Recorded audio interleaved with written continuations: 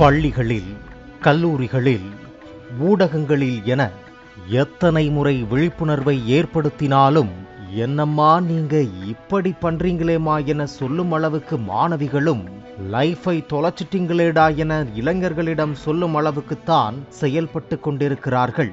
அப்படி செயல்பட்டதால் ஏற்பட்ட விளைவு குறித்து விவரிக்கிறது இந்த செய்தி தொகுப்பு.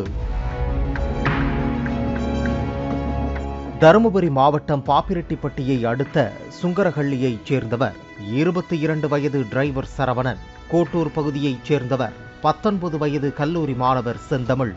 இவர்கள் இருவரும் 17 வயதுள்ள 2 பள்ளி சிறுமிகளிடம் ஆசை வார்த்தை கூறி இன்ஸ்டாகிராமில் பழகியுள்ளனர். அப்படி பழகும் போது வீடியோ காலில் பேசியுள்ளார்கள். வசீகர பேச்சுகளுக்கு நடுவே கொஞ்சம் கொஞ்சமாக கெஞ்சி ஆடைகளை களையச் சொல்ல அதன் விபரீதம் புரியாமல் சிறுமிகள் அப்படி செய்திருக்கிறார்கள். உடனே அதனை ஸ்கிரீன்ஷாட் போட்டோக்களாக எடுத்துக்கொண்டு நண்பர்களுக்குள் ரசிக்க ஆரம்பித்திருக்கிறார்கள் அந்த பொறுக்கிகள். அதுவும் குறிப்பாக மாணவியின் அந்தரங்க புகைப்படங்களை பெத்தானூரைச் சேர்ந்த 24 வயது டிரைவர் வெங்கடேஷுக்கு அனுப்பியுள்ளனர். இதை வைத்து மூவரும் அச்சிறுமிகளை ஒரு குறிப்பிட்ட இடத்திற்கு வரச் சொல்லி மிரட்டியுள்ளனர். பயந்த சிறுமிகள் பெற்றோரிடம் சொல்வதாக தெரிவித்துள்ளனர். இதனால் ஆத்திரமடைந்த வக்கிரன்கள் அந்த ஆபாச புகைப்படங்களை தங்களது வாட்ஸ்அப் குரூப்பில் பகிர்ந்துள்ளனர்.